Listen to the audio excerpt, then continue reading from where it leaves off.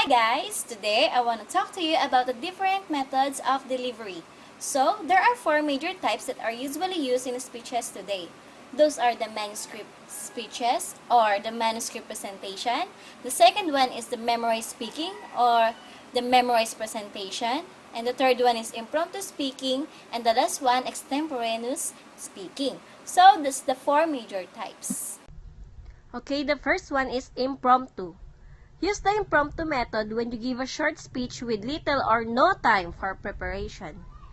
Even in an impromptu situation, pause to organize your speech. Focus on your main point, proof to support your main point, and a conclusion. Impromptu speaking tips. First, arrive on time or a little early. Relax, get your bearings. Second, relax and breathe. You need to write a speech in the next 5 minutes. Focus on your quote and what it means to you. Jot down some general ideas. Remember how we outline speeches and follow the same pattern. You might want to bring in a skeleton outline to use. Practice a few trial outlines. Pick a quote off the site and outline it. Rely on your experiences as you speak about your quote. And a few in. If you don't, you may go too short. Don't shut yourself down. Be open to all information. Mention the quote early in the speech so the audience understand it. Remember all delivery techniques, eye contact, and good volume. Make sure you mention the quote loud enough so the audience knows what you are speaking on. Have a solid short intro and conclusion. The second one is extemporaneous. The extemporaneous speech is a carefully planned and prepared speech. It is usually given from brief notes or speaking outline. Unlike a memorized speech or manuscript, the exact wording of an extemporaneous speech is selected at the time the speech is given. Extemporaneous speaking tips. Exude confidence. From the moment you sail through the door, the aura must be the one of the complete confidence and command of the situation. Maybe you are not totally comfortable with the topic you selected, but the judges should never have a hint of this from your body language. Okay, the second one is relax. This commandment ties into the first one, and together they are an unbeatable combination. A graceful walk, relaxed fingers, with the middle finger lightly touching the side seam so that you don't stand like an 8. Chin up. Okay, the third one is simplicity is key. Words that you do not use normally in your conversation tend to come off as affected when thrown into a extemp round. The fourth is you need to be slow down. Slow down. Slow down. So often causes extempers to race through their speeches, swallowing words and dropping words endings all over the floor. Okay, this next. There are several ways to decrease the perpetual motion. Deliver an entire speech without one gesture and then limit gestures to 1 or 2 per speech for a period of time. This may help also really think about what you are saying. You will soon realize how unrelated the gestures may be to the point being made. Practice in front of a mirror. Tip number 6. Convey passion. There are 3 things to aim at in public speaking. First, to get into your subject, then to get your subject into yourself, and lastly, to get your subject into your hearers. That is worth thinking about. Deliver with warmth and excitement so that your judge will feel that you really care. Tip number 7. Nothing is pleasant that is not spiced with variety. This is certainly a saying that holds special meaning in extemporaneous speaking. Variety of rate, tone, pace, pitch is so important to keeping the attention of the audience. Okay, the tip number 8, let it flow. Listening to oneself on a tape often will allow the extemper to hear that she or he delivering their speech in choppy phrases. Fluency is so important and does come with much practice and experience and a growing self-confidence. Tip number 9. Look the judge in the eye. Always. And the last one, love what you do. Success in any arena is an act of creation that combines some basic talent, lots of hard work, and a fire in the belly to be the best you can be. This is really was evident with all the participants at the first national extemp round. Next, manuscript reading. Use the manuscript format when delivering a speech that will appear in official records or conference proceedings. Use the manuscript as a support but avoid reading it word for word. Manuscripts read verbatim from a printed copy sound mechanical. If you read directly from a manuscript, your audience will get bored. There are 10 tips on how to deliver a manuscript speech. The first one, the manuscript is still a speech. Sight and sound are still the media. This is not to be confused with an essay standing on two legs. You are not a talking head. Okay, the second one is maintain your energy. Your passion for your presentation must come through by maintaining your energy at a high level. And the third one, use your own wording if possible. If at all possible, you should use your own words and phrases. This will happen, of course, if you write your own speech. Tip number 4. Use spoken rather than written language. Try to avoid writing the speech out longhand or on your computer. Instead, dictate your speech into a tape recorder and have it transcribed. You will find it is much easier to speak the spoken word than it is to speak the written word. Tip number 5. Use a short, simple sentences. When delivering a manuscript speech, it is important to avoid using convoluted phrases and dependent clauses that may blur the clarity of your thoughts. Short, simple sentences will give you an opportunity to pause, look at your audience, and comfortably return to your presentation.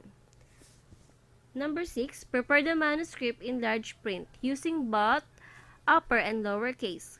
The large print on the page should be tripled space with wide margins. Divide the paper from top to bottom in thirds.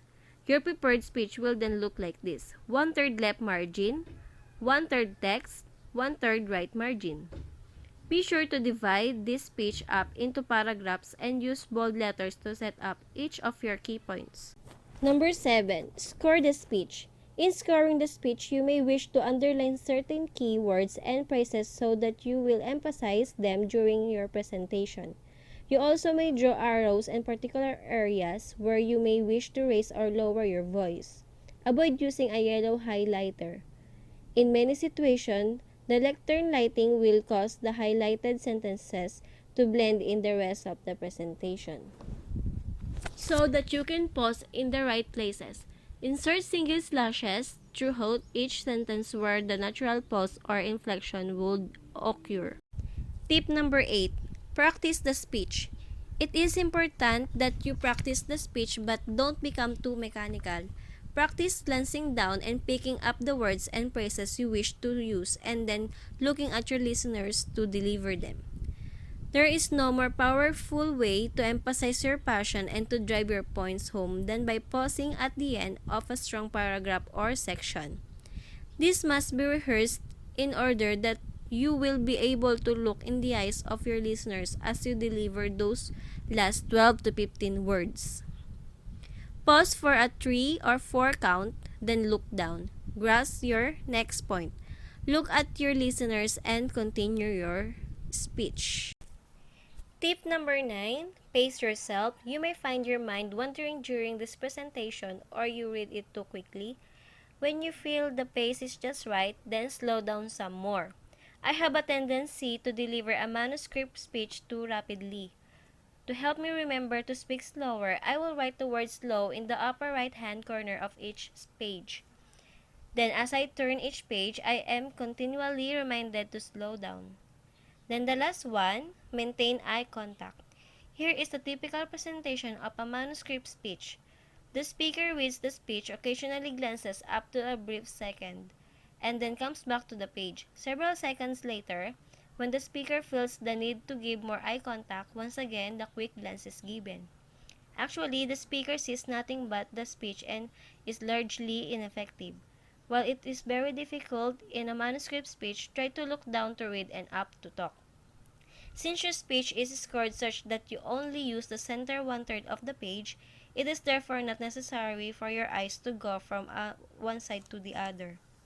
You should be able to glance at your thought quickly by looking down and then look at your audience. See people in the audience, look to the front, the sides, the back, and let people know you care about them and are willing to show it by giving them a good eye contact. Memorization. A fully memorized speech usually sounds as mechanical as one read from a manuscript. This method is seldom used or recommended anymore. If you choose to memorize a speech, keep it short and work to add inflection to your voice. When practicing a speech that must be memorized, remember to include expression in your voice.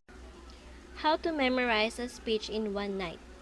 We've all been there. Your teacher assigned you a project last week and it's due tomorrow. Or you have a meeting tomorrow with your boss, his boss, and the president of the company, and you need to have your presentation memorized. Whatever the situation, sometimes we just have to memorize a lot of information and fast. When time is of the essence, certain techniques work better than others. Here's a couple of good ways to memorize your presentation or speech. The first one is type up what you need to memorize, whether it be a speech, presentation, or something else. The second one is record what you need to memorize. Do this preferably on a computer and record it both in its entirety and in segments about 1 minute long. The third one is listen to each segment in order of the presentation throughout the night. You can do this while working on a simple task, such as making posters or a PowerPoint visual aid to assist in delivery of the speech. Palm cards will help split the speech into smaller, more manageable section of text. Read in 3 times, then look away and try to recite it without checking until it's done. Next, once you have one segment memorized completely, move on to the next one. 5. Once you have memorized all segments and are done with the visual aids, practice delivering them as you would with your audience, allowing yourself to get used to using them together. Number 6. When you go to sleep, set your computer to play the recording in its entirety on repeat, so that it will play through the night. This helps keep what you have memorized from slipping from your mind during the night. This is only if you need to. Number 7, wake up about 30 minutes early to go through your presentation a few times. Number 8, transfer the recorder segments of your presentation to your iPad, MP3 player, and listen to segments you might have trouble with throughout the day leading up to when you must present your presentation or segments that you might think you need to work on.